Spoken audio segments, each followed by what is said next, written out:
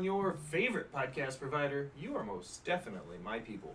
Welcome to another episode of Botched, Bots, and Chair Shots. I'm your host, a chef by trade, no mark by choice. I am the Will Gray, and joining me tonight, he is host of Cage My IQ. He is one of the hosts from the Bloodline Entertainment Network. He is our resident New Japan Pro Wrestling professor. He is Dirt Sheet Dan Bakley. Dan, how are you, brother? Thanks for coming back on. I am good. I'm back from vacation, energized as ever, ready to go. We both have some wrestling to talk about. You watched Dominion, I watched Crockett Cup. Al's gonna tie everything else into it, so it should be a pretty good show. We got some stuff lined up. Yeah, definitely so. You know, I've been up since 3 o'clock in the morning, so. You're gonna pass out probably as quickly as we will as soon as this is over. We drove 7 hours home from North Carolina, so. Yeah. And by we, I mean I, because we all know Will's passenger princess. And chiming in due fashion is the Beyonce to my Hova, the Bonnie to my Clyde, the brains behind the operation. She is the boss bitch, Miss Al. Al, how are you? I'm fucking tired, but I'm here. She was like, tonight was one of those nights where she was like, you know, we could run tomorrow if we needed to. And I was like, no, we're not missing 2 Sundays in a row. We're going to do it. I've already talked to Dan. We're going tonight. So, we're here. We're going to do it. So there's an order of operations, though. Dan, what has you pissed off for greatness this week in pro wrestling? What has you worked up, good, bad, or indifferent? This is a bad one. This one really gets me going. I watched SmackDown on Friday, and of course they had the LA Knight versus Montez Ford matchup.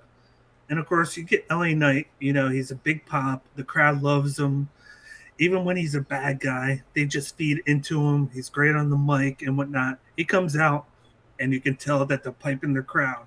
They're kind of silencing them a bit so you can't tell that they're on his side because they want Montez Ford to be that baby face, but then he's actually getting booed when he's coming out and he's wrestling. Whereas LA Knight, he's getting cheered. He's getting that kind of Steve Austin in the middle. Like he wants to be so good at being a bad guy that they cheer him. Well, LA Knight's just being himself and he's getting cheered. Everybody likes him. And it's just like, just let him be him. Just let the cheers in. Let it happen organically. Don't kind of pipe it out. Like, I hate that. They do it all the time now in WWE. It's just like, we can tell when it happens, so why do it? Do you feel like sometimes they're kind of like force feeding us or spoon feeding us what they want the superstars to be? If they want him to be a heel, they'll pipe in boos or vice versa for a babyface. Do you think they're just trying to force it versus letting it happen organically? Is that where we're at in wrestling now?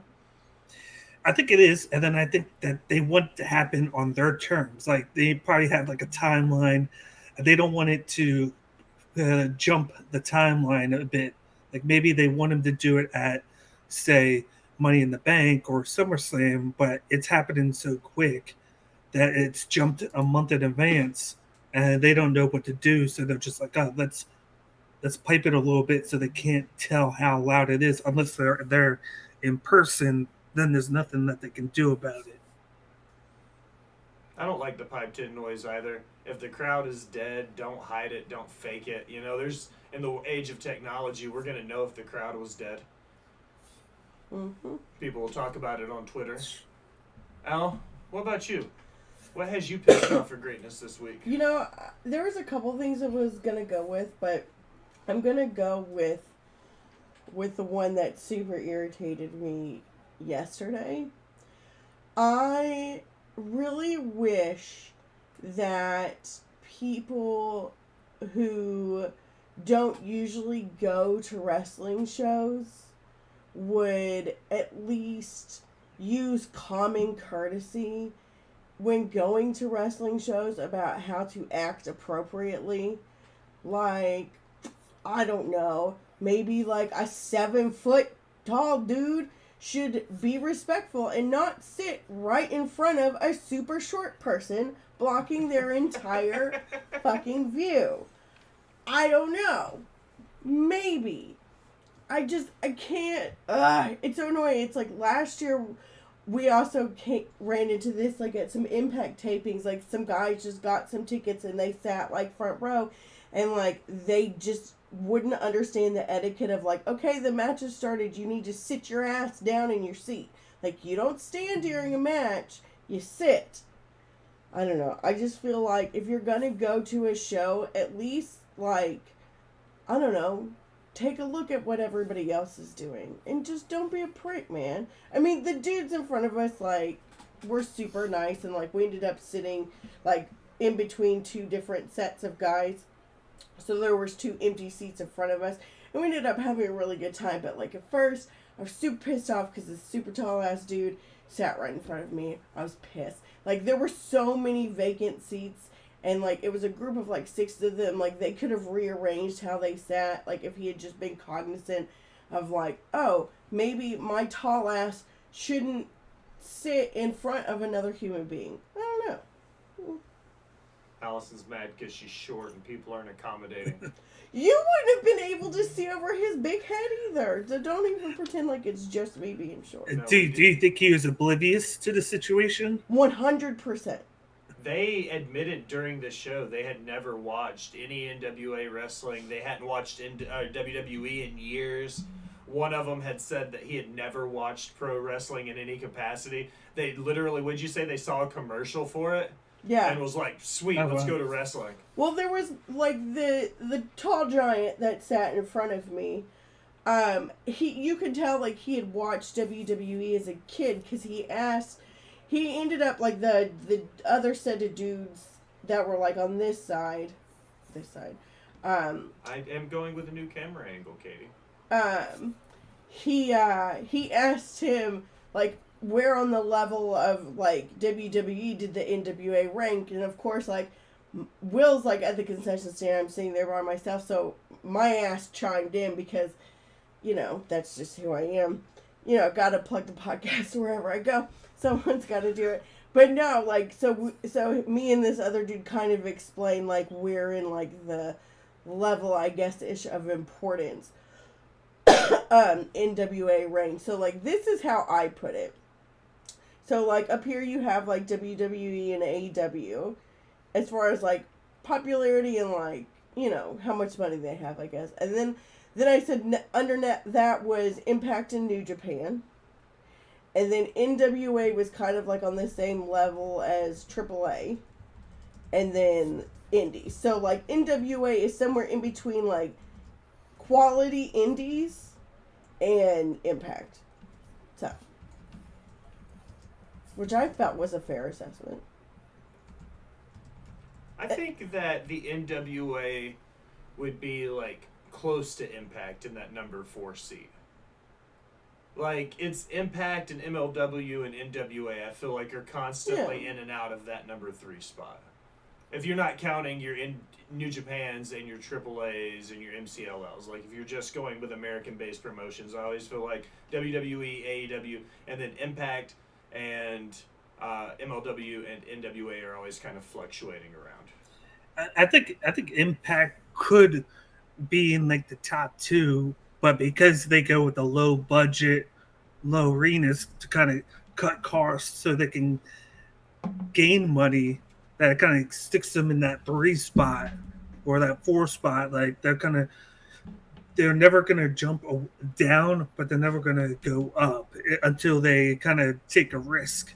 Because I feel like after the whole Anthem issues, they're like, let's do these low arenas, not do much with cost, and then just go from there. And it's kind of helped them build their budget and get into the plus territory. But then I feel like they're too scared to make the jump back to like mediocre arenas where they can kind of like the AEW ones where they're bigger, but then with that comes more cost with it.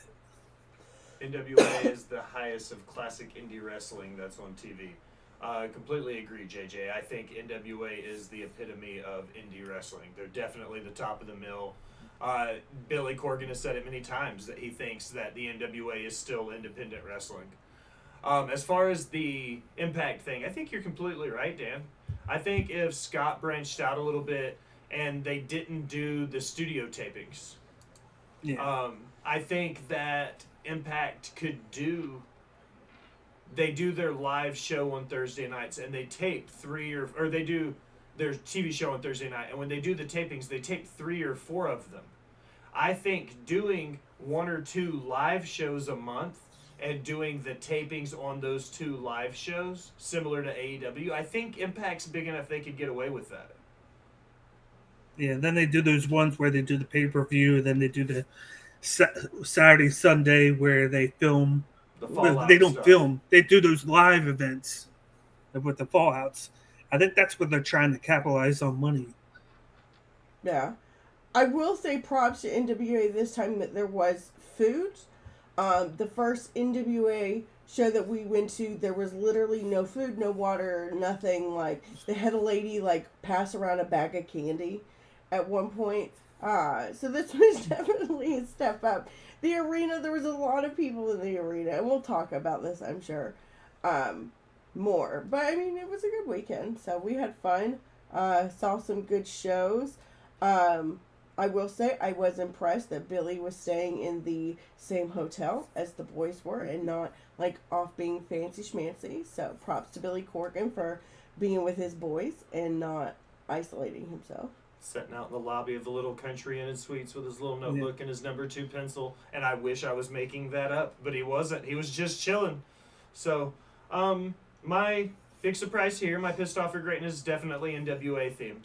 I had a blast in Winston. It was a great show. Thank you to the NWA, everybody, Jared, Thrill Billy, Angel Eliminated, everybody that made this weekend awesome. Thanks, everybody. But as a fan, I think Billy missed a huge opportunity here. And Al, you were in the building last night. The crowd was on fire for Silas. I think they missed a chance to put the national heavyweight title on somebody that was super over.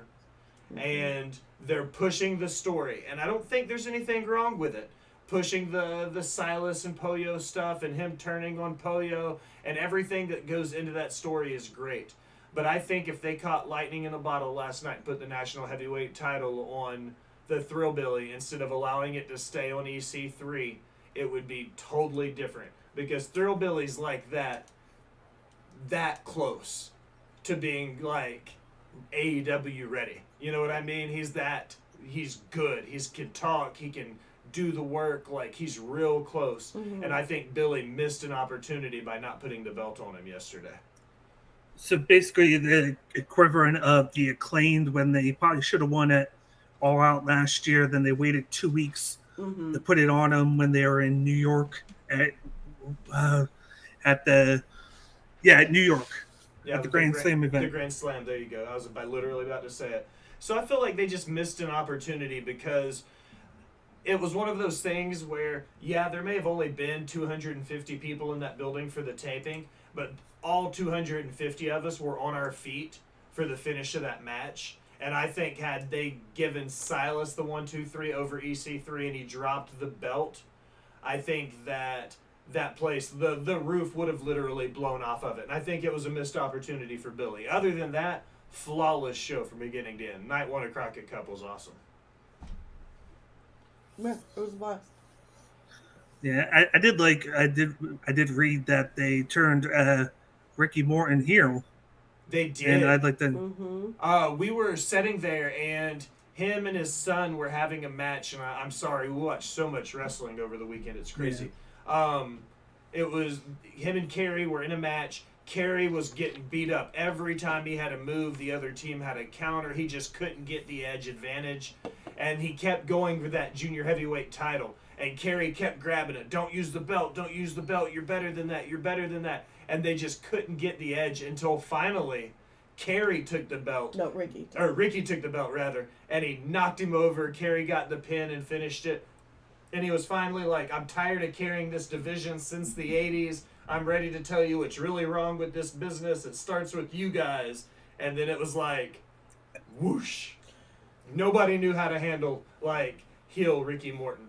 It was crazy. Right, but now now for the next round, we have heel Ricky Morton and his son versus Murdoch and Trevor Murdoch and who's Trevor Murdoch? What I can't remember now. Trevor Murdoch and David Knox. Yeah, so they have like tiny Kerry Morton and old man Ricky against like these two behemoth guys. Like they could have booked that better. We knew that the Mortons were going to get a good win in the first round or the second round. They got a bye. Like, what's up, everybody? What's good? And I think we knew that the Mortons were going to get that good win, and then they were going to immediately lose to a Tyrus or a La Rebellion or somebody. Nobody thinks the Mortons were going to win the Crockett Cup in 2023.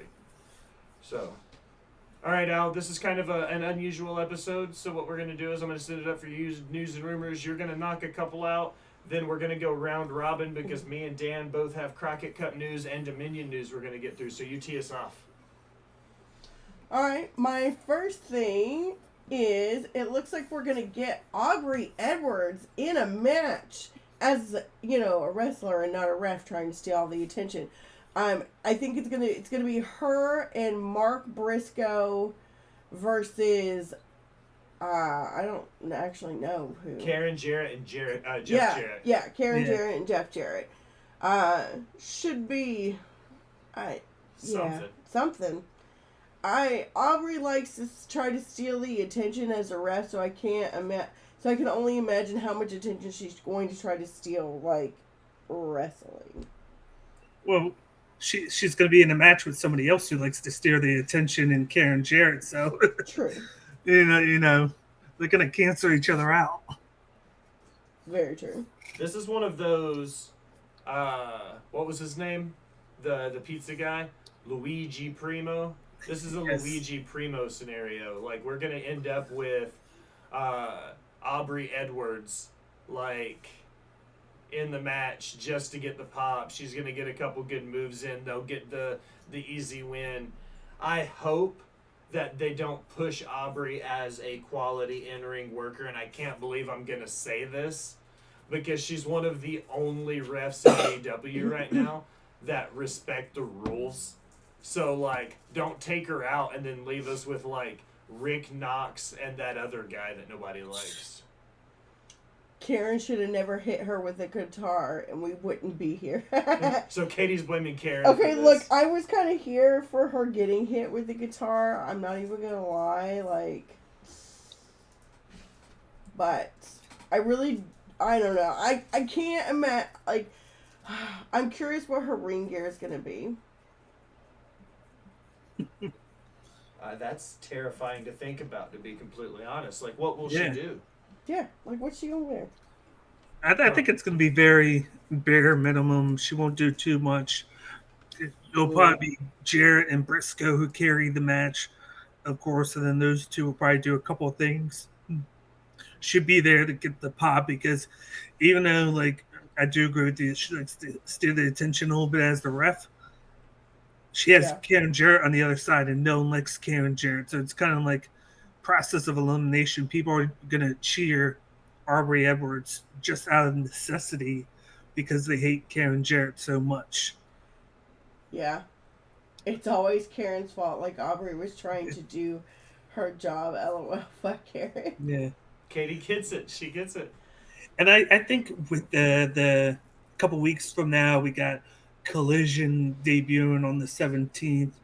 I think they're probably going to have to step out of their realm a little bit, and hopefully they split the rosters in half. So this is probably them just using something that they probably wouldn't have used before, knowing that eventually it's going to lead to rosters getting cut in half. Hopefully we don't get another WWE scenario where we have a draft and then it means nothing.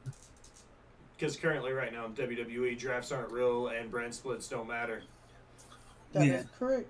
We still have the Raw women's title on SmackDown and the SmackDown women's title on Raw. It's literally fucking stupid. And both tag titles just on SmackDown. Right. Yep. Actually, no. Actually, they're on Raw now. My bad. Yeah, they're both on Raw. Fucking stupid. Yeah. And the NXT tag titles for the women are on the main roster. Let's not forget about that. Yep. Yeah. They're doing a junior heavyweight scramble right now to number one contendership for Kerry Morton's junior heavyweight title. Interesting. Oh, nice. There's a bunch of cruiserweights going crazy. Well, What's next on your list, Al? Chris Statlander and Lady Frost had a match at the Huntsville House Show. We'll have a match. Will have a match. No, it was yesterday. Did it happen yesterday? Yeah. Oh, okay. Pretty Yeah. sure. Okay. Yeah, I believe it. It was yesterday because they like to do theirs on Saturdays. Yeah. Is Statlander going through indie standouts just like Jay did, and they're just copying and pasting what they did with Jade? I think that they're just doing it just to get her back in the ring shape, just to like break the rest off, because she didn't really have too much of a match with Jade. She just beat her in less than a minute, basically, and this is her way of getting back into things. She did one match on, was it Dynamite, and then this. It's an easy way to get her feet wet and then to get her going, knowing that she is the champion. And I feel like she's going to be defending it more because she is more established as a veteran and a wrestler. Yeah. I'm not opposed to her chewing up and spitting out indie talent and putting indie guys over. I mean, one, big love for Lady Frost. She needs a contract. Yeah. Yeah, she was a former Knockouts champion in Impact. She was primo. So, give Lady Frost a chance, somebody. But I like that Tony does it the way he does it, because he talked about it on the media call going into Double or Nothing, how he wants to continue to put a spotlight on indie talent through the Ring of Honor brand and through, the house shows for AEW and stuff like that. So I applaud him for going into territories and going into markets and utilizing that indie talent for his brand. So big applause to Tony Khan there. Yeah, and then I like the future because we also have another woman coming back from injury in the next couple of weeks in Layla Hirsch, who has missed the same amount of time as Statlander, and ironically, right before they both got hurt, they were feuding. So it's going to be cool to see her come back, see what they do with her. She's somebody that I think would fit perfectly with Ring of Honor or Collision, somewhere she can be utilized because she's really good she has that wrestling-based background, and she started to showcase her heel character, which I liked, and it just sucked that she got hurt at the time that she did because she was getting pushed. And one of my favorite matches was when she actually wrestled on NWA and wrestled for the title. Yeah. I love Camille. Just the NWA. We all do. Yeah, I love Camille.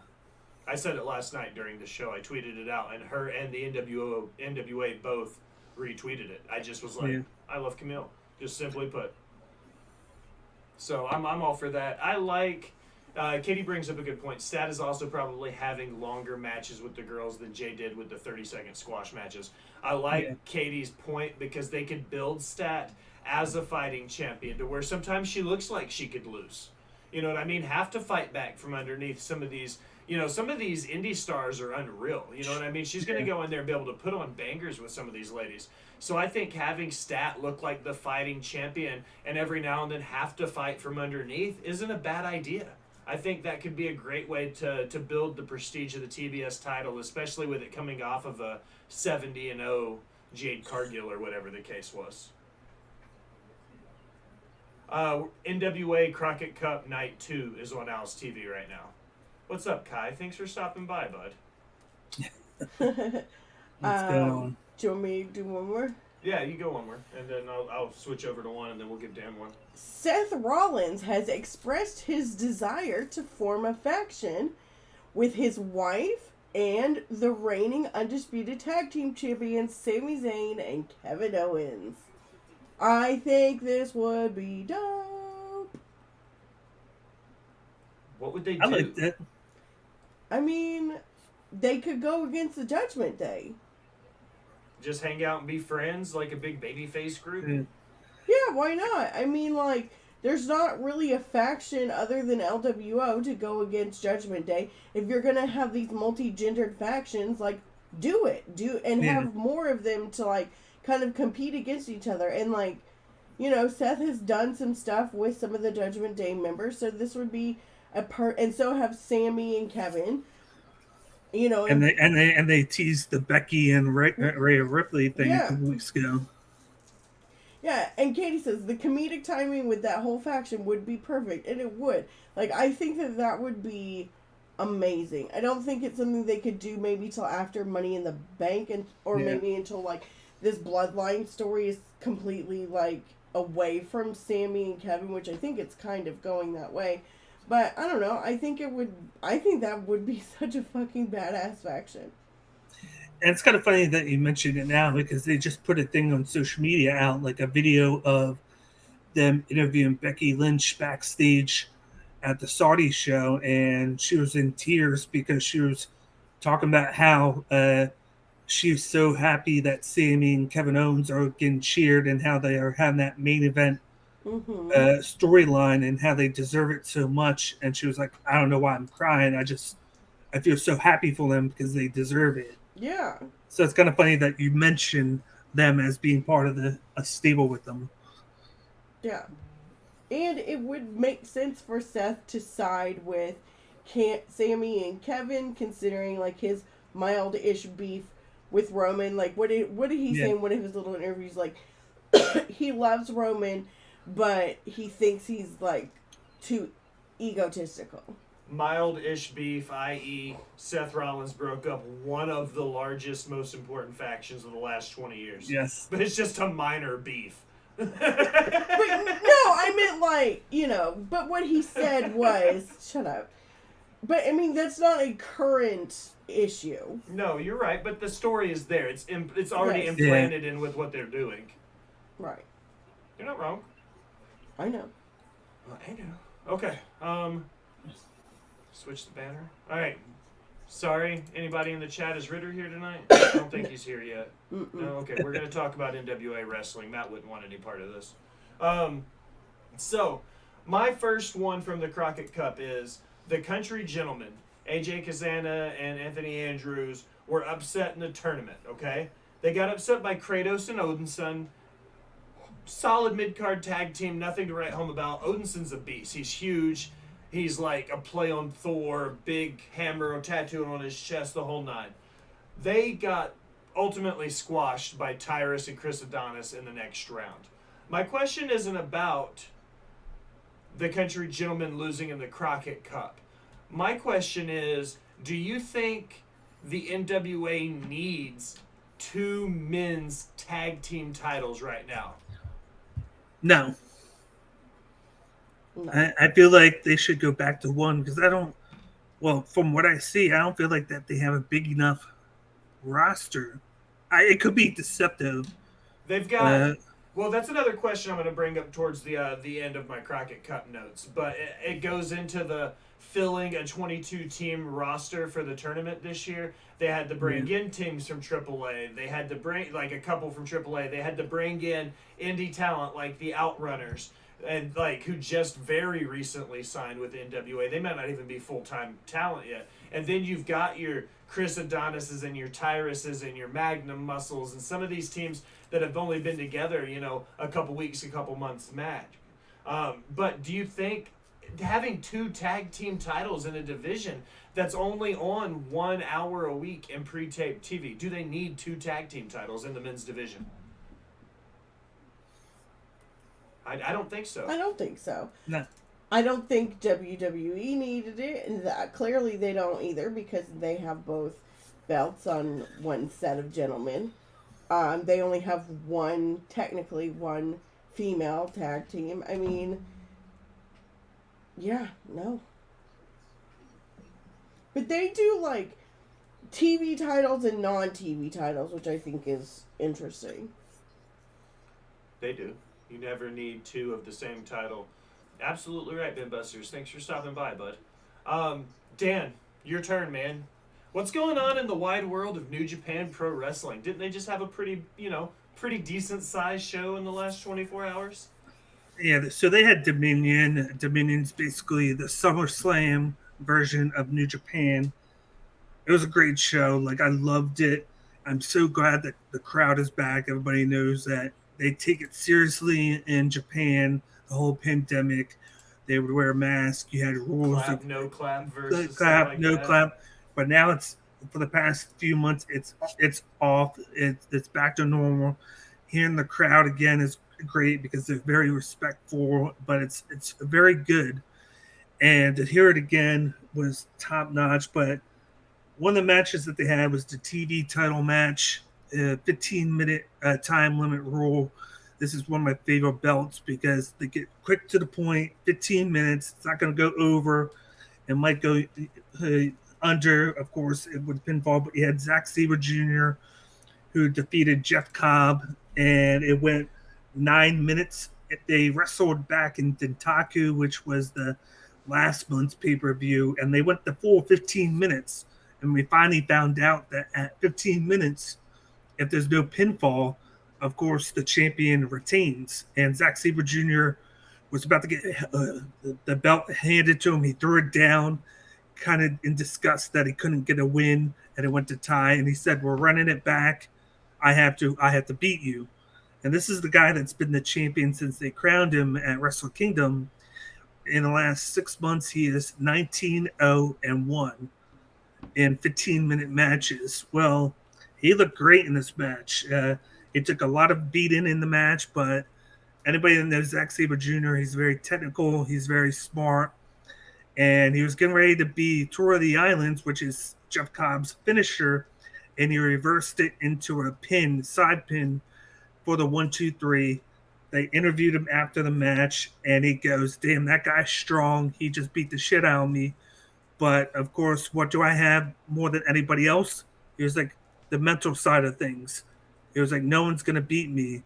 And they're just playing the part of how he's undefeated since holding the title, and they don't know if there's anybody that can challenge him. And at the same time, he's been running a thing on Ring of Honor with Samoa Joe, where it's looking like they could be doing this program for Forbidden Door.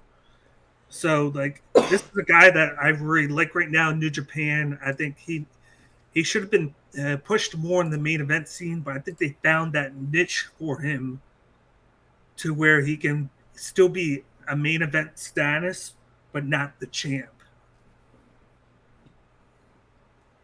I love Zack Sabre Jr., but only recently. There's so many of these New Japan guys. Yeah. Like, the last few years, I've only watched Wrestle Kingdom live. The rest of my stuff has been Twitter or YouTube highlights, stuff like that. This year, I've watched a couple live shows. Zack Sabre Jr. was one of those guys going into Wrestle Kingdom, looking at him, who he was, and how he worked. I thought he was just kind of that pretentious hipster. You know, and I thought, okay, maybe this guy isn't for me, but the more I learn about him and the more I watch him work, like, he might be the most technically sound worker in New Japan. He's not the best performer at all. I'm not saying that in any capacity, but he might be the best in-ring worker in the company right now, technically speaking, because the old homage is in the locker room, if you can't work 5 good minutes, you can't work 15 good minutes. And Zack Sabre Jr. has showed us time and time again that he can put on 15-minute bangers for that TV title. And he's the only person I feel like that can replace Bronson Reed in TMDK and make it feel like the stable has not lost a beat. I think he actually made it a little bit better because it's not a strong guy. He's a technical guy that can kind of run that group. They label him the front man. You got the Mighty. Everybody knows Shane Haste and Mikey Nichols from NXT. And then you got the young lion who gets all the heat from the other young lions because he's technically in the group when you're not supposed to be. And he plays like that heel side of things where he takes all the pins. But he kind of started that because he saw Moxley with Shota Umino. And it was like, why does he get his young lion? I'm going to get one, and he's going to be better than Shota. And I like what he's doing with that. So, like, everything that they've done with that has been great. And it's kind of been, they kind of have that comedic side to them, too, because he's very cocky when he wrestles. He talks a lot. I can get behind that. Like, this is why I like to have you on, is because I don't watch a lot of the New Japan, and you keep up with the stories. So that's why you're here, Dan. Yeah. You're the man. What's up, Jax? Thanks for stopping by. Al, it's your turn. You got one for us on your list? I got a couple. Will Ospreay said he wants Seth Rollins to. Well, he said that Seth Rollins is his dream Forbidden Door match. He says that he lives only 20 minutes from, what is it, O3 Arena? The O2 Arena. O2, whatever. Yeah. O2 Arena. Seth retweeted and just said, "What, bruh." He was just like, bruh. Bruh. Dude, that would be the most amazing match to see Seth Rollins and Will Ospreay. Like, that would be a fucking banger of a match. And with the nature of Ospreay's contract, like, could you imagine the uproar if WWE called him and was just like, one show, one date, go show up in England, you and Seth tear the house down, and that's it. Let's break the internet. You know for a fact Ospreay and Rollins are going to go, yes. Mm-hmm. Zero It's questions asked. it's kind of opposite of when Chris Jericho was still employed by WWE, and he did the same thing with Kenny Omega, and how like Jericho was like, to Vince, can I do this? And he was like, yeah. He was like, do what you got to do. He allowed him to do it. That's what they did. They tore the house down at Wrestle Kingdom, and the internet just broke. But to me, this would be bigger because you got two stars at the peak of their careers right now. Not one that's kind of over and the other that is trying to break into America. And I think that one match feel would be good because I know Ospreay did say that like he's not interested in going to WWE anymore. Like he had all that want in the beginning because all of his wrestling friends went there. And you can kind of check that out on his documentary that he has on Amazon. One of my favorite documentaries that I've watched over the last couple of years. And now he's comfortable. He's like, I love Japan. I love being here. As long as like I'm showed my worth, I'll stay here. But I think that one match feel would get him intrigued. Be like, I'll do that one match and then be done. And then we make history there. I think Will Ospreay would have trouble giving up the ability to be Will Ospreay. He's so comfortable now in saying and doing pretty much whatever he wants to do and working where he wants and when he wants. Like, New Japan does not keep him on a very tight leash. So I think it would be more suited for Ospreay to do a one-off for WWE than it would be for him to actually sign with WWE. If he were to sign there full-time, he would lose all the creative things that make him Will Ospreay, and we would end up with, like, Billy Ocean or something like that. It would be ridiculous. But I'm glad that he at least saw it a couple years ago. He took the pandemic because he used to be basically it was basically Ricochet in New Japan. They had the same type of style, but the difference that moving forward was the fact that he took the pandemic and he used it to beef up, got bigger, and then he started doing less of that and more of a ground-based attack. Mixed with his high flying abilities, and he knew that he couldn't do all that high flying stuff anymore, and he had to do something not more safer but more methodical, and it's actually made him a lot better in the ring than he was before, which is crazy to say. Jaxo says Will Kenny 2 is going to be a banger. Completely agree. Al, I showed you the video from the Ospreay Van Fleet interview, and it was along the same lines as the when he mentioned Seth, but one of the things he talked about was as he's gained weight and beefed up, he's had to change the way he does moves, and he made a joke about how he's thicker in the midsection now, so he can't tuck for the 450s the same way he used to, so he had to change how he does his 450s, because as he gets bigger and thicker, he's like, I'm a fat guy now. I can't flip like I used to. And it's funny because he weighs like 205 soaking wet. But he's like, yeah, I got thick and now I can't flip the same. And he doesn't do Stormbreaker every match now. He saves it for matches that matter. So now he just uses the Hidden Blade, which is very easy to do right there. He hits him with the elbow from behind. Something that's not going to hurt him. And I think that was very smart because then he breaks out Stormbreaker in those very important matches, like in a match against Kenny Omega or Naito or Okada. That's the perfect thing to do. Use it when it matters. I think the bump card is very real, and I've talked about it a lot with some of the guys in my interviews, especially when I was going through my deathmatch phase. They'll tell you the bump card is very real. You have to watch how many of those you take, especially unnecessary bumps. So Ospreay, it sounds to me like he's starting to realize that inside the psychology side of things, is he knows his bump card only has so many checks before he'll be done. Yeah. Go ahead. You want me to do one? I was gonna do one more because I have a bunch. Go do one more then. So, let's talk about the new belt. The Mellow Yellow title? The Mellow Yellow title. They could have done something different. Like, come on, man. Like, there was that, like, winged eagle looking one that people, tried to leak or whatever, but like... Jackson says, I love gold. But it's just terrible. And I've said this, like, in the chats of, like, a couple other people's show. Just to be a pain in the ass, that motherfucker is going to carry all three of those fucking belts. Well, he'll wear the Midas Gold Dick one, and he'll make Paul carry the other two. I need to ask you guys a question now that they've brought this belt in. And Dan, we were talking about it in one of the group threads.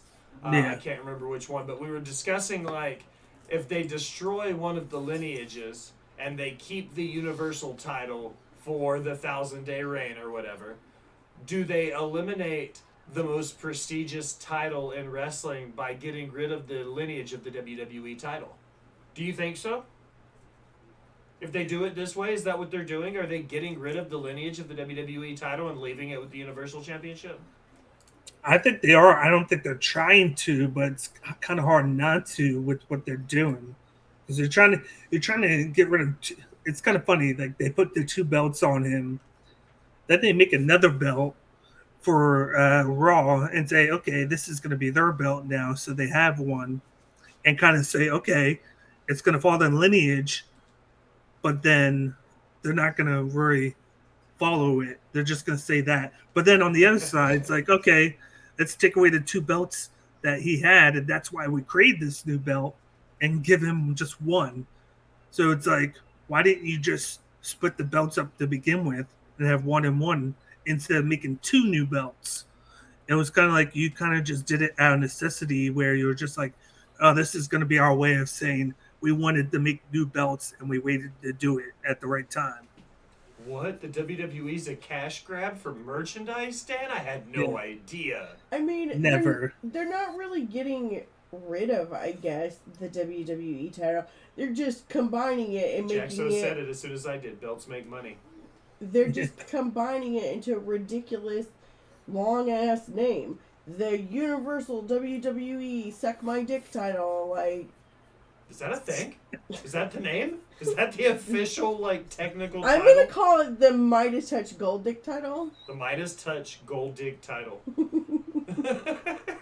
It is decided. It is decided. That was very Matt Ritter of you. I know. Yeah. That title name was very Matt Ritter of you. I like the Mellow Yellow title. I think it's a cool play on the current titles, both of them. I mean, it is what it is. At least it's gold.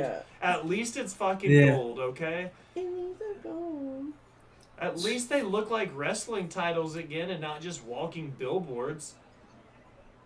Yeah. Ginger says, wait, a Suck My Dick title? When did this happen? Honestly, I think the other two look better. The gold with the black jewels, looks terrible. I love it. I think the colors are cool. I'm not a big fan of the design. It's the same title, just with the black background instead of red or blue. Yeah. That's the only difference it is. No, the jewels are black and the other parts are gold where they were silver before. It's the same design with a new coat of paint, which is what I say about everything WWE does. It looks like gold leaf to me. It does look like gold leaf. They just wrapped the current Universal Championship in like cheap food grade gold leaf. I don't know. I wanted something that looked cooler. Like the Winged Eagle. Like, yeah. Give us the fucking Winged Eagle back. Yeah, like, the new belt looks dope. Like, it's all intricate and cool looking. And this one is the same thing, just with a different coat of paint. Like, wah, wah. I was super let down. Like, we knew it was coming. Fightful leaked it, yada yada. But, like, come on, guys. You had how many months to, like, make it? And you're just like, oh, fuck, we forgot. We gotta do something. Yeah. We've got Tyrus and Adonis going against David Knox and Trevor Murdoch in the semifinals. Oh, so okay, we're gonna have to go back. I want to watch them beat the piss out of the Mortons because you know that's what happened earlier today. BFT beat La Rebellion, so the NWA Tag Champions got put out of the tournament. Oh, shit. Yeah, I didn't see that happening. Speaking of, okay, Tyrus and Chris Adonis, formerly Chris Masters, their whole thing going through this whole tournament is who is going to be the team captain and blah, blah, blah, and I'm the big guy, I'm the guy. This, once again, isn't so much about them and their tag team, but my question is, do you think when it comes to a tag team tournament like this, they should book heavy on the established tag teams? And the reason why I say this is your La Rebellions, your Country Gentlemen's, your Outrunners, the Now, the Heat Seekers, teams that have been established for 3, 4, 5, 6 years. They should naturally have the better chemistry than, say, a Chris Adonis and a Tyrus, right? Like, if you've been a tag team for 4 or 5 years, they should be better. I feel like that isn't the case in some of these matches because we have 2 thrown together tag teams right now in the semifinals, and I felt like they could have bolstered and made their tag team division look a hell of a lot stronger by supporting some of these established tag teams versus just pushing to the final 4 because you got 4 single stars there now. I feel like just the term tag team has lost its luster in the last like 10, 15 years with how tag teams are used. I think nowadays a lot of people like, let's bring in guys as single stars and then throw them as a tag team, and then when we're done with them, put them back as singles guys. Whereas if they had tag teams, they'd be working better. You'd have them long term. But I just feel like companies don't use the tag team anymore. Like, I had a great feeling when New Japan brought in Aussie Open that they were a tag team, even though they were singles guys, but they primarily worked as a tag team, and it brought me back in like 20 years to where that's what you had. You had guys, tag teams, they had great chemistry together, and they focused well, and they were booked like it. They were booked importantly. But nowadays, it's not like that. And I was so hyped up. AEW had all those tag teams, and it's kind of like they started out great. The tag team scene at AEW was really booming, and then it kind of died down a lot. And then WWE, I feel like they started to go towards the tag team again. They started pushing the Usos, but then they stopped. And they're like, they have all these tag teams, but then he focused on one tag team instead of the whole crop. And you got like the Crockett Cup, which should focus on consistent tag teams, teams that are together to highlight their strengths and weaknesses. And maybe you do put like 1 or 2 teams where they're put together just to have a couple teams there because it's so many teams that you have to do. But I think it should be just established tag teams. I think it takes away from what the tournament is. I completely agree. That's what I'm trying to say is like we're in the semifinals, so 2 of the 4 teams are in the ring right now are thrown together tag teams. And the tag team champions just lost. BFT beat one of the AAA teams to get in. So you have BFT, which is an established, Blunt Force Trauma is a registered tag team. But they're going to go against whoever wins this match, the Adonis-Tyrus match. Whoever wins this match will win the Crockett Cup. Because I don't see them putting the Crockett Cup on BFT right now. My problem is like, why do you have, like, not that I care about Tyrus as their champion. I mean, he can barely get in the ring. But, like, why do you have your champion in a rando tag team for a cup? Like, shouldn't his prestige be above this? And, like, I don't know. Like, some of these tag teams that we saw really cool. Like, they had Max the Impaler in a tag team. And Judas. Yeah, and they went against Tyrus and whoever. Chris Adonis. Thank you. Yesterday, which it was a really good match for the most part. There were some things that happened in that match that I felt... You didn't like it when Tyrus kissed Max? I don't think Max liked it when Tyrus kissed them. Yeah, like in the middle of the match, like Tyrus just like whole ass kisses Max in the mouth. Like obviously, I'm sure that was something that was agreed upon before. Like, I don't know, I feel like with that move, they're trying to do one of two things with that. Tyrus is either trying to just be an asshole, when Will and I were talking about this earlier, or because, he's so conservative and yada yada, and Max is... I do, Jax. And, Max is non-binary. And so, like, you either have, like, Tyrus is, like, it can go both ways. Like, you can look at it from both sides. Like, either Tyrus is making fun of that by kissing Max, or that they're trying to show that Tyrus isn't necessarily that bad. But it's like, it's kind of hard to decide how to feel about that moment, just because, like, of the things that Tyrus has said in the past. Like, it's a little too late for them to try to save face with the things that he has said.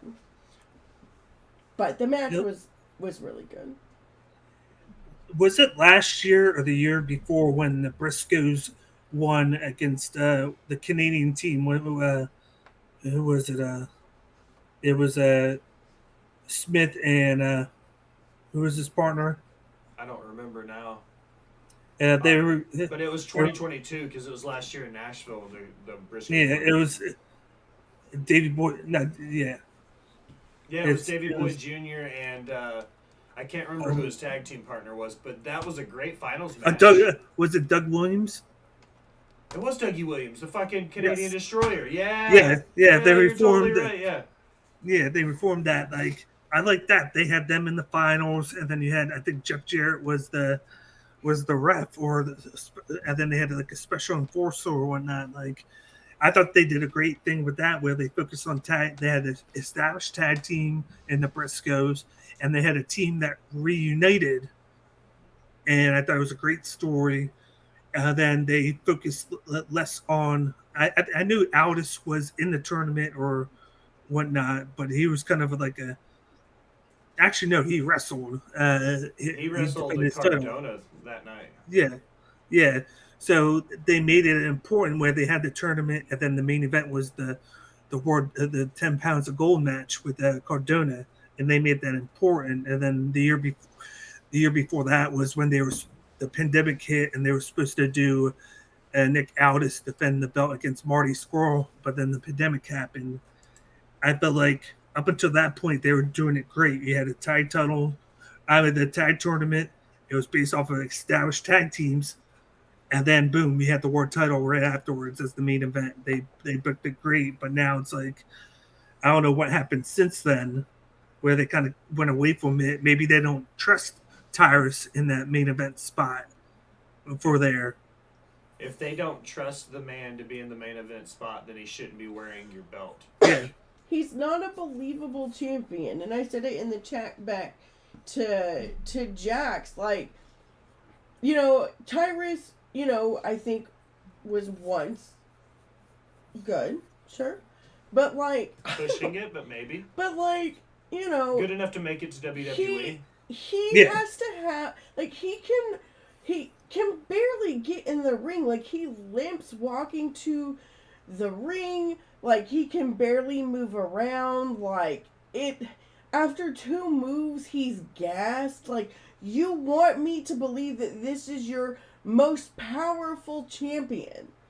Like, I feel like Tyrus being the champ started out as either like a dare or a joke, and it just went too far, and now Billy is just kind of doubling down on it now because he doesn't want to look like an idiot. Tyrus just ate a pin, too, in the middle of the rink. Well, there you go. Yeah. I don't know. I just... Like, everything aside from his politics and everything else, like, I don't... whatever. That's not anything to do with his wrestling, really. But, like, he's just not a believable champ to me. Like, how do you go from Nick Aldis to Tyrus? Via Matt Cardona a few times and Trevor Murdoch. Even Matt Cardona, at least he is good. Like, he Cardona was great with the 10 pounds of gold. Loved it when he was champ. He showcased himself on the indies. He holds all the gold on the indies. He has that gimmick. He's a good wrestler. He puts people over. They put him over. He's showcasing it now. Like, he's very active on social media. I would have just stuck with him for a while. And then I think had they done that, they probably could have kept Nick Aldis because Aldis was fine working with them and he liked the stories with them. I just felt like they went away from that. And now you don't see Matt Cardona on there anymore. And now Nick Aldis is in Impact where he was. You didn't think that he'd go back there, but it's like that's why. Like I think it got so bad where he was like, I'll go back to Impact. I'm okay with that. It was like, at least my wife's there. Mm-hmm. I said Impact was the best place for Aldis to land. If he wasn't going to re-sign with NWA, I said to go back to Impact. Yeah. 1,000% I said that would be the best place for him. Dan, what's going on in New Japan? Give us another headline. I'll go with one of my favorites, and it was kind of crazy. They had 9 matches. When you think of what the longest match might be, this was probably 20 seconds away from being the longest match on the card. I think the longest was the Trios title match, which I'll get into after this one. You had the Junior Heavyweight Championship match. They had the Best of the Super Juniors tournament that had just finished a couple weeks ago. The finals was Master Wato, who defeated Titan, who is a CMLL wrestler who is part of Los Innobles de Japón. They had a great 5-star match in the finals. I was looking forward to it. Master Wato's a guy that kind of has grown on me leaps and bounds over when he started. He used to wear all blue, kind of mimic the guys that brought him up in the New Japan. But now he's kind of find his own. He's kind of changed his attire. He's formed his own identity. And over the last year, they've started to push him. They put him on the Wrestle Kingdom Fatal 4-Way match. He barely loses. He almost had the pin. He lost it. Hiromu retained. Hiromu has won 3 straight Best of the Super Juniors, but then he finally lost this year. He's a 4-time junior heavyweight champion, probably one of the best champions ever in the juniors. I thought this was his time to lose and then to make the move up to heavyweight. Everybody knows in New Japan, you start out as a junior heavyweight for a couple of years, and then you make the move up to heavyweight. That's your way of growing in the business. Is do that. Kenny Omega did it, and he was very good. And then he moved up to heavyweight, and I felt like this was the time to do it. But no, but I can kind of see why they're trying to push the All-Star show that they're doing in Philly in August. It's a big deal. Again, junior heavyweights from a lot of promotions to come, and he's basically the face of it. So I feel like that it's not that time to take the title off of him yet. But they had probably one of the best matches on the card. Like you wouldn't have thought they would have, but they did. Master Wato brought out the best in Hiromu. Hiromu hit him with 2 finishers. He kicked out or reversed it. Master Wato hit his twice. It just the pace of the match just was so well done. And I think Hiromu's kind of like that hidden gem of New Japan where you know who he is, but he doesn't get the limelight because of the Kadas, the Naitos, the Tanahashis, because he's a junior heavyweight and he's the guy that wants to push the junior heavyweight, the main event, Wrestle Kingdom.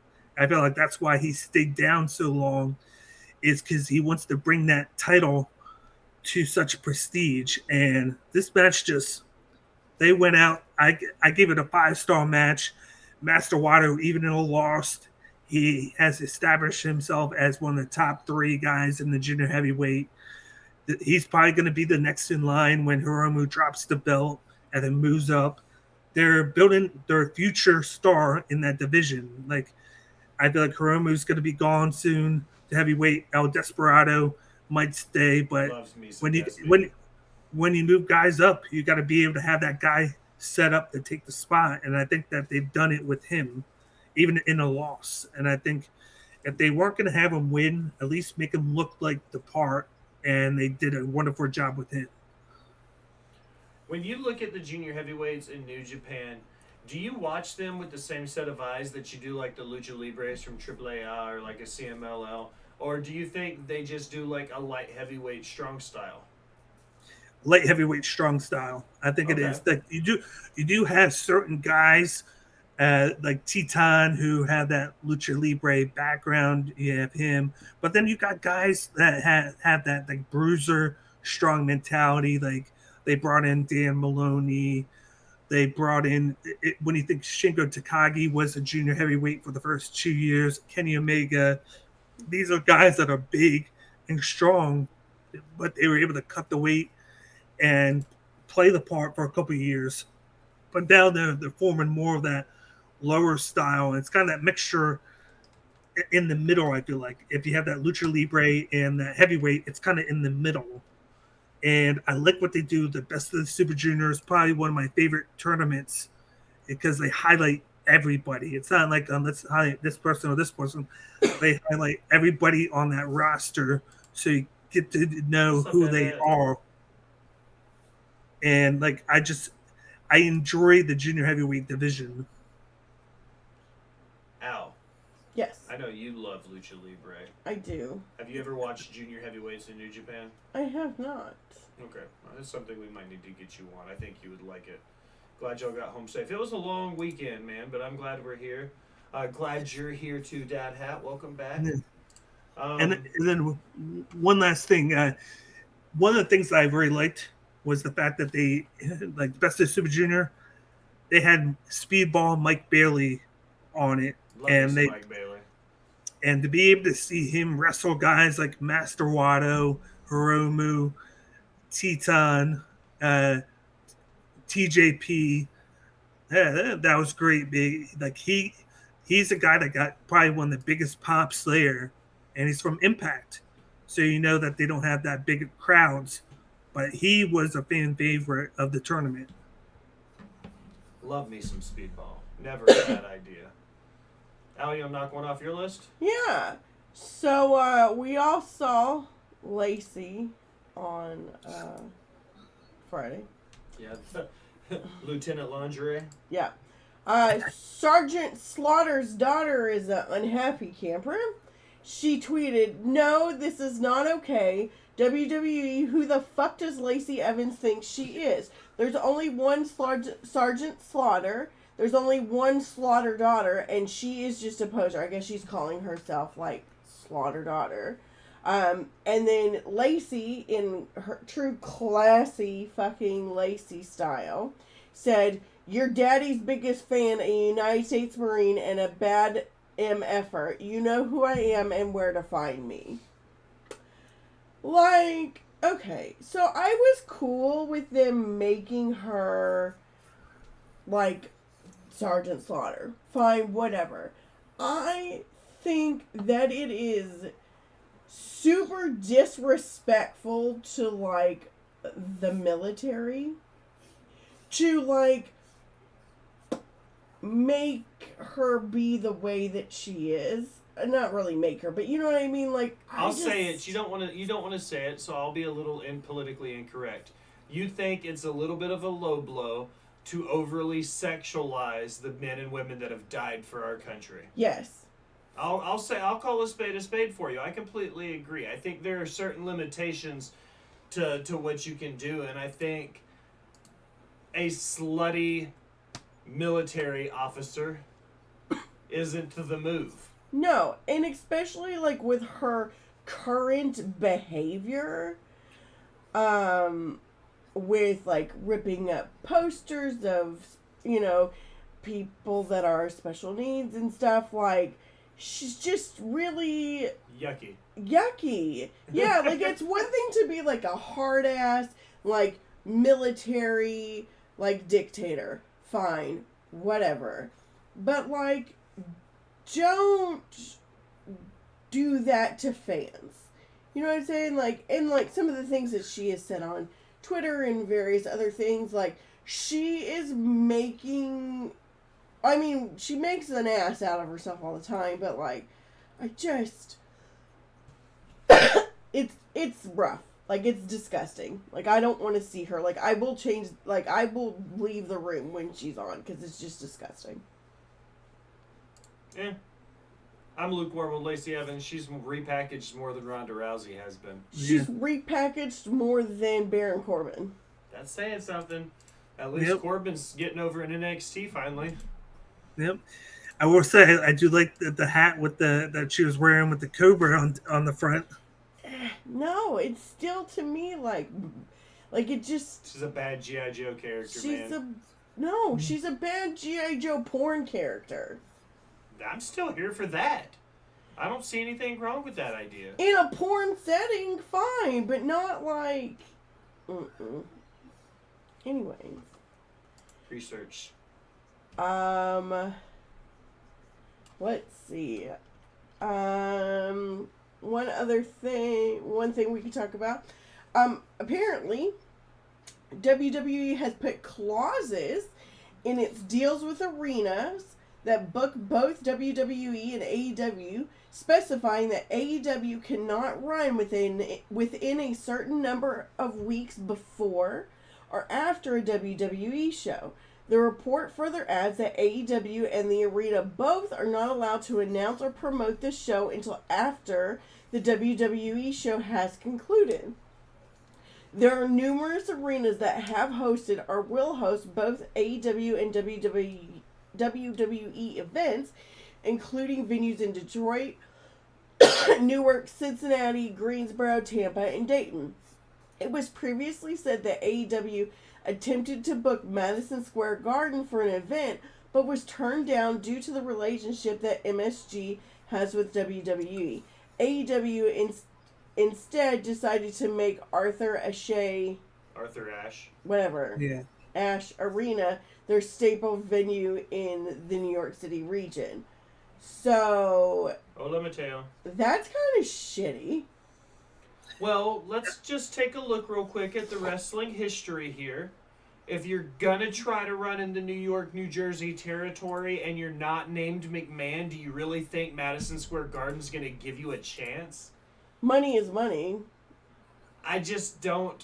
Dad says MSG needs to get the stick out of their ass and make some money. I mean, I just don't think so, man. I mean, WWE barely even runs there as it is. Like, when was the last time they had a show there? They did the house show earlier this year. A house show.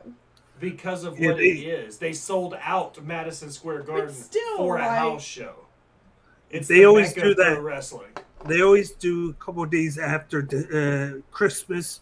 And then they'll do one date in the spring. And that's what they do at Madison Square Garden. Because they run the Barclays Center more now. Arthur Ashe. That's what we're going to call it from now on. Yes. Shut the fuck up. And I do know that one of the arenas that's on that list is at Boston, the TD Garden. TD Garden's a great venue. Which was where they had Survivor Series just this past November, and now AEW is going to do Dynamite there in August. Well, JJ says that she can barely hear you. She can barely hear me? It's because I was leaning back. Oh, okay. Yeah, I was in my chair. Sorry. I'm sorry, JJ. Oh my god, I lost my fucking train of thought. Yeah, I don't know. I just think it's kind of like shysty to be like, you can't run here if we run here in so many days. Like, Titty Garden Arena. Yeah, that's right. Now.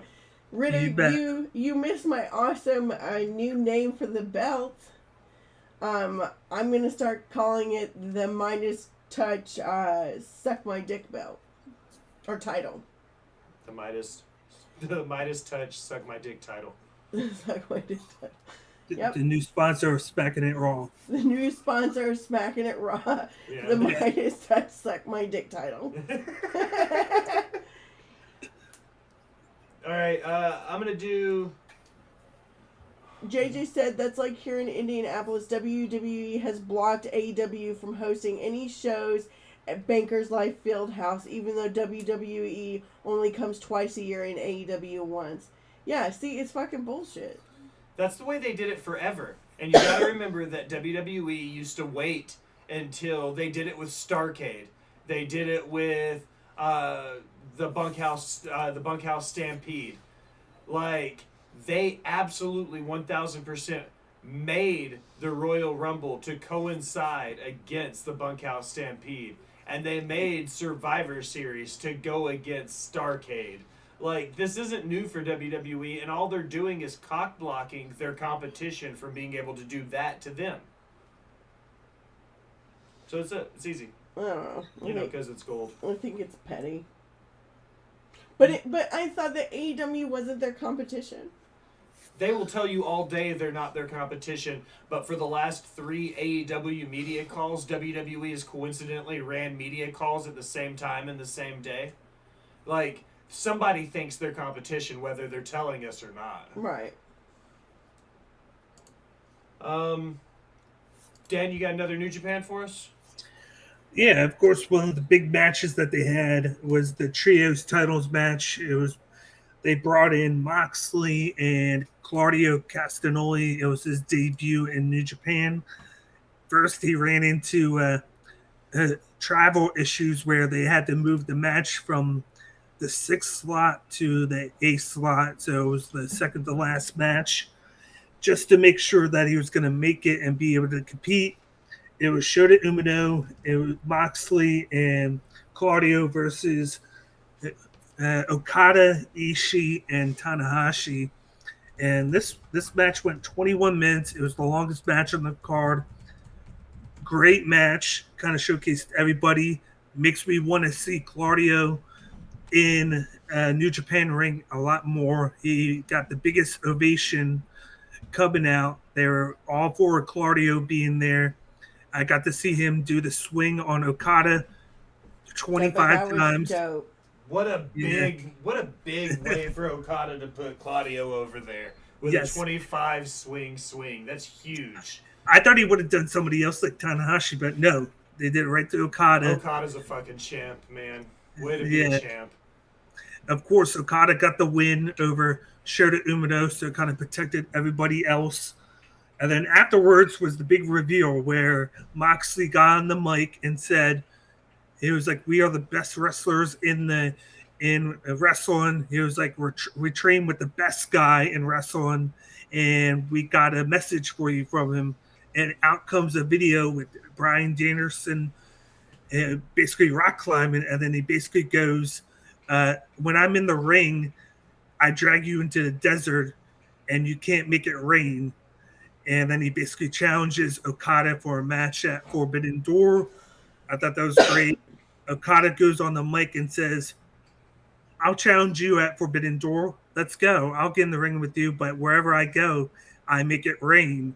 And he throws the mic down and then walks out. And now we have this match that I thought we would never get when Bryan Danielson hurt his neck and went out of wrestling, had to retire for 8 years. But now he's back. I love what he's doing in AEW. And now, like, that's a main event match at Forbidden Door. Like, I think you got to push it as one. Bryan Danielson, Okada, no belt involved. It doesn't need one.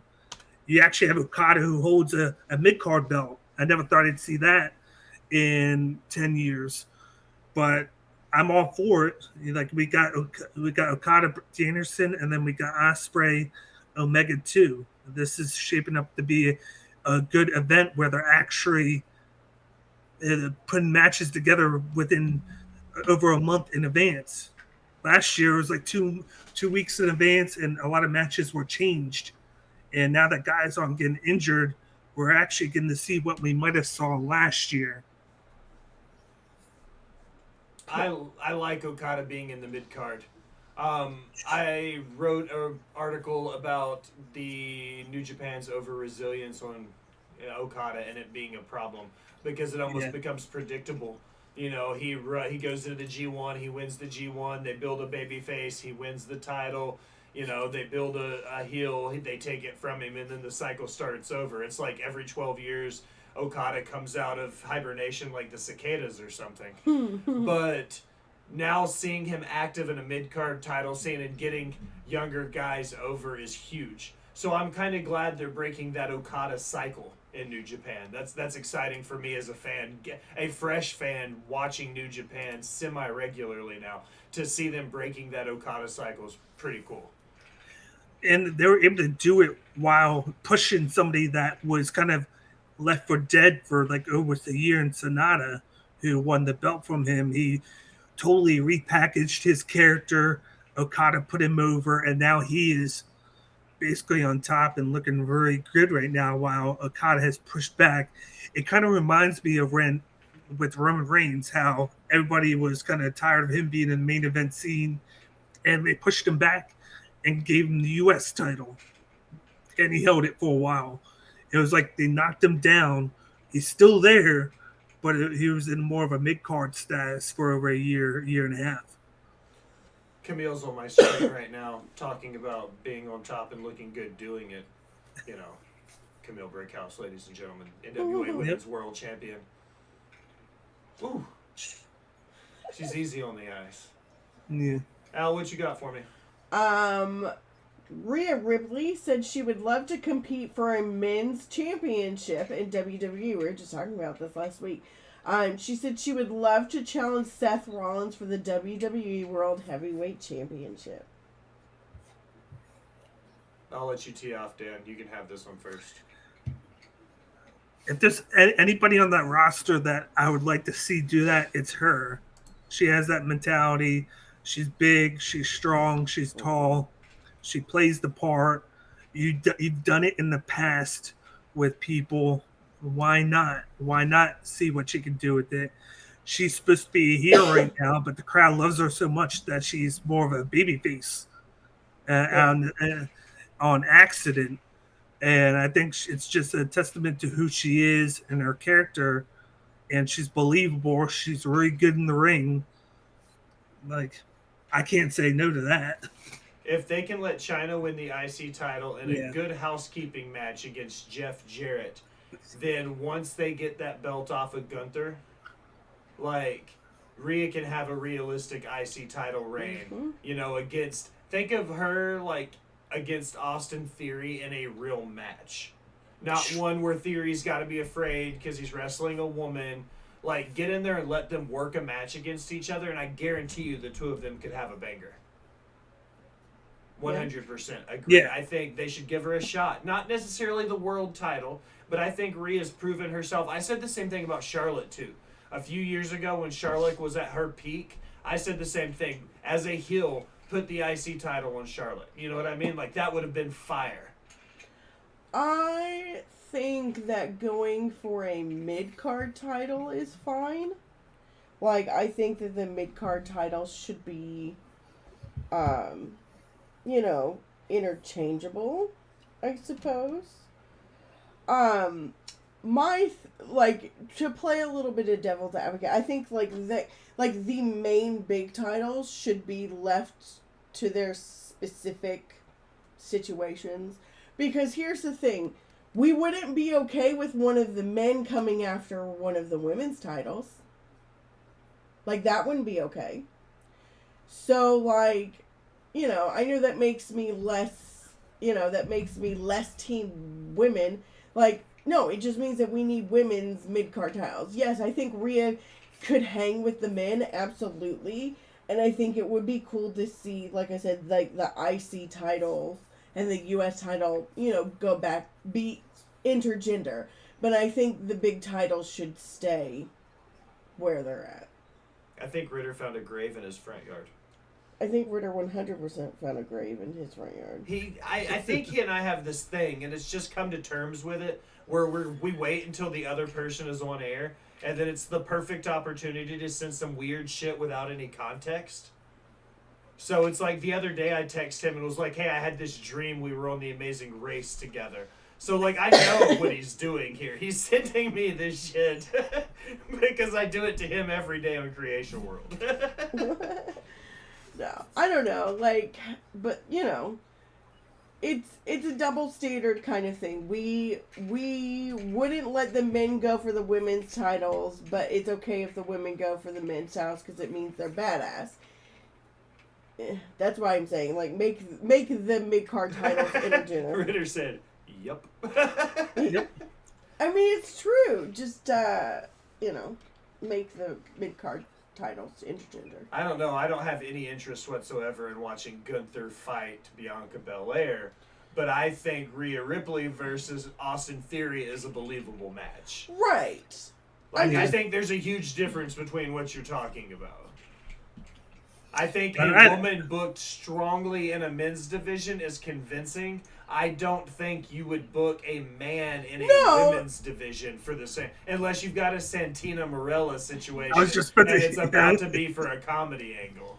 Right, but that's what I'm saying. Like, it would only be for comedy, but like a woman going for a man's title wouldn't become. That's what I'm saying. Like, just give the women mid-card titles, and let the main titles stay where they're at. Like, not that Rhea can't do it. I just think that it's, I don't know.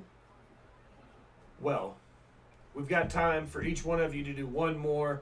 Dan, pick your biggest, coolest New Japan news you've got for me, and let's roll with it. Then, Al, you picked your next biggest one, and we'll get ready to take it to the house. I could have sent you a post-coitus dick pic, since that's why I missed the beginning of this show. Yeah. You won't? So they made the announcement. I looked him straight. That's why I like this head-on camera thing, because I can make eye contact with him. I need a mod pass here, tired of being checked. We do need to make Ritter a mod. I'll make Ritter a mod after this stream. That's over. awesome. They made the major announcement of the G1 Climax entries in it. Big tournament so many that they have. Names. Yes, every July. It runs from July to August. Like usually, it would have like a smaller tournament, and everybody would wrestle 9 matches in the tournament. But you basically be wrestling every day for a month, so they'd be wrestling 20 times. If it's not your actual one-on-one match, you do like a trios match, 3-on-3, or like a 2-on-2 match. But now they have, I think they have 20 to 30 entries in this year's, up by 5 or 10 from last year. And last year they started doing, instead of 2 blocks, they did 4 blocks, and they do like a semifinal. Like the winner of each block advances, and then you have the final, and the winner basically gets the G1 briefcase, and it guarantees them a shot at the title at Wrestle Kingdom.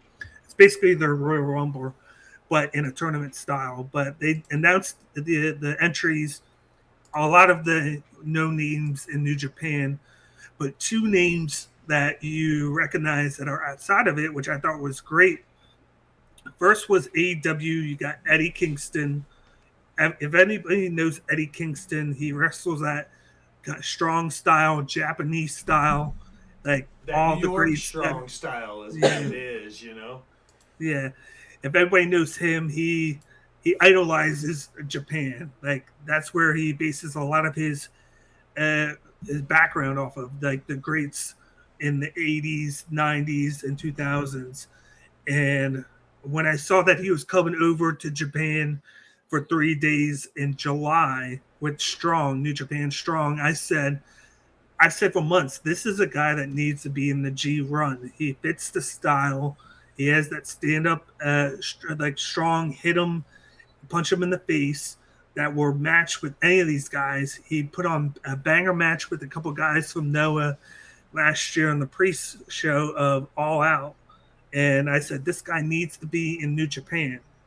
He gets that opportunity coming off of injury, and it creates so many good matchups. If I could see him in the ring with Okada, if I can see him in the ring with Ishii again, like some of these guys that are there, Tamatanga, like Sonata, like you name it, I want to see it. Like, especially at his age, he's getting to that age where he's about to retire. And on top of that, he got a big pop when they announced his name. And like one of the biggest pops because everybody wants to see him over there. So props to them making the move, add him on at the right time. And then they added Noah's former 4-time champ, Kiyotima. I probably said his name wrong, from Noah. Basically, Noah is like the AEW to New Japan's WWE. And he's been feuding the last year with Okada. He's basically their Okada, and then he turned his back on Okada in a tag match where they were doing like mixed matches between Noah and New Japan. Super kicked him in the back of the head. They ran a show at the Tokyo Dome where it was him versus Okada, and then the main event was Naito against what's his name, who played Stephen Amell. No, he just retired. What's his name? They had a big match. He just got inducted into the WWE. Yeah, Kaiji Muto. Yeah, Kaiji Muto. They did those matches at the same Tokyo Dome event. It was great matches. They tore the house down. And to see them taking a guy from Noah and putting him in the G1, that shows a lot of courage and a lot of, like, it's hard to explain. Like, the fact that they're trusting that they're taking a guy from one of their rival companies, put him in their G1 to where they're going to have to showcase him, but you know he's not going to win, but they're going to really put a good stamp on him, shows that these two companies are willing to work together, which they've done in the last 2 years. And I like the fact that they're taking the chance on it. I completely agree. Everything that the G1 put out, Hikuleu, surprisingly, Yes. His first tournament. I didn't realize this was going to be his first year in it. And when you go through the list, there's just a ton of who's who of New Japan roster stars. Yeah. From Ospreay to Okada to Tanahashi. What is Moxley's Shota laptop? Umino. Yeah, like there's so just name after name after name for the entire tournament. Zack Sabre Jr., you got Correct. Taichi, you got Shingo Takagi. Yeah. It's just stacked. And the whole idea of adding Noah's former world champion into the G1 Climax says to me, you're absolutely right. That's WWE going to AEW or vice versa. Like what we were talking about Will Ospreay showing up at Money in the Bank earlier in the episode. Like, that's the level of what this is. So, big props to them. This is one of those, this would have never happened if Antonio Inoki was still around kind of things. No, and even before when they had that old booker who retired and then he got replaced halfway during the pandemic, it wouldn't have happened under him, but the guy that took over afterwards that works with Gato, who everybody knows him on screen as a manager, but also that he is the guy that runs New Japan and books for that guy. But ever since the new boss took over, he's been more adventurous with what he does. They started the whole thing with AEW and Impact, where they work together, Ring of Honor, and now it's with Noah and All Japan. Actually, next week, All Japan, Pro Wrestling, New Japan, and Noah are going to do a show together on all three of their platforms, where they're going to have matches against each other. That's neat. I like it. I like the idea of super shows. Al, What's your last one for the evening? Emma and Madcap Ross are engaged. That's your last one? I mean, I don't give a shit about Emma or Madcap. it was announced today via press release that Stan Lane from the legendary tag team The Midnight Express took a DNA test to prove that he is not the father of Congressman Lauren Boebert. Yes. The rumor had been out for years, and Lane decided to debunk it once and for all. Him and her took a DNA test, and she apologized for her mom being cray-cray. Well, you know, the whole thing was that, like, one of the reasons why Midnight couldn't go back to Florida was because, you know, he couldn't go back there because of child support claims and stuff like that. Mm-hmm. Like, there were all kinds of rumors as to why Midnight couldn't go to certain, like, territories, was because he was a very well-known womanizer, and he had a lot of illegitimate children. So this wasn't like, oh, Stan, you're not the dad. No, you're just not the dad this time. Yeah. Climax. Say something inappropriate in the chat. I think I fixed it. Yeah. But I think I already added the word climax. Yeah. Yeah, I fixed it. No more. No more mods. So, yeah. Okay. Well, Dan, plug your stuff. I appreciate you stopping by and chatting about some wrestling with us tonight, my man. It's always a good time coming on the show, you know. It's a little bit more regular now, but I don't hate it. I like it. We I don't like having hate it you either, around. Dan. No. When I got rid of my crusty, dusty yellow shoes, like, you're one of the few people I like bringing on to rotate through that seat because you're easy to talk to, my friend. I don't got yellow shoes, but I got red hair, so. Hey, I'd take a ginger over the yellow shoes any day. You know. Yeah, but, you know, you can find me at CageIQ. I'm on Twitter at CageIQ. You can follow me on there. I put out content on the Bloodline Entertainment Network every Wednesday at 5 o'clock. I got a set time now, so it's easier to find all my stuff for MMA.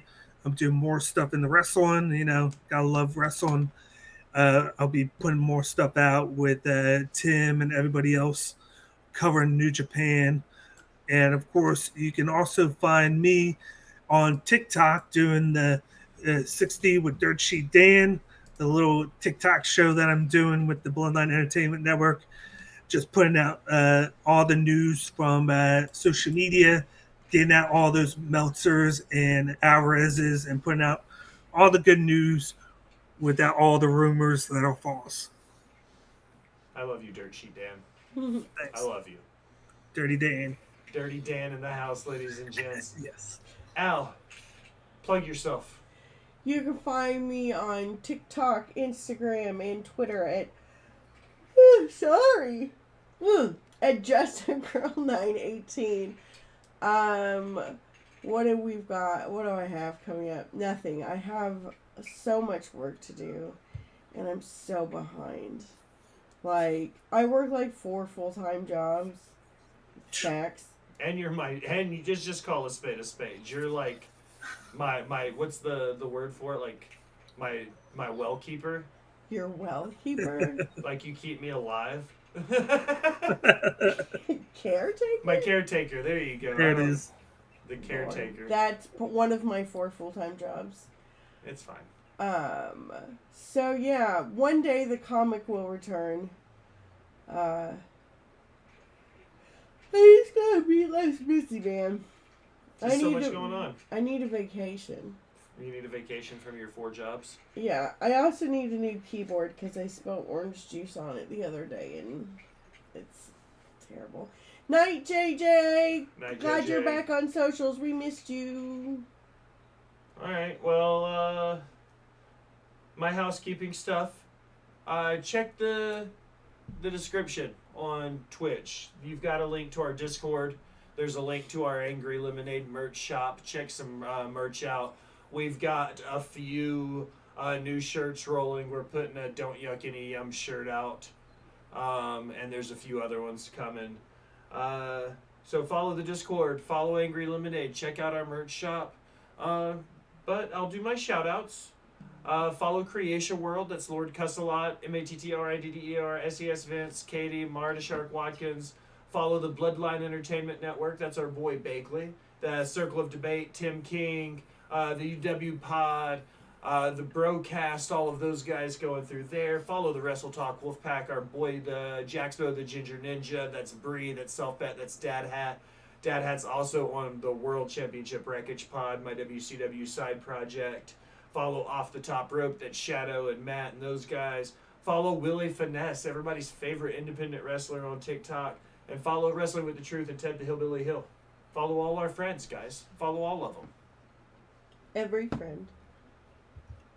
But now, as we close another episode of Botched Spots and Share Shots, we'll take a minute. Thank you for listening. Remind you to go wherever you do anything on the internet, like follow, subscribe, unsubscribe, then subscribe again. Leave a comment telling me how great I am or how sexy Dan is. Either way, it helps the algorithm and it helps find new listeners. If you're feeling really generous to be one of the VIP people, head over to patreon.com and donate to the Rivet City Radio Podcast Network. You get some fantastic swag, we get some fantastic guests. It's a win-win. For Dirt Sheet Dan Bakley and the Boss Bitch Miss Al, I am the Will Gray. Thanks for stopping by and listening, my people. Bye-bye.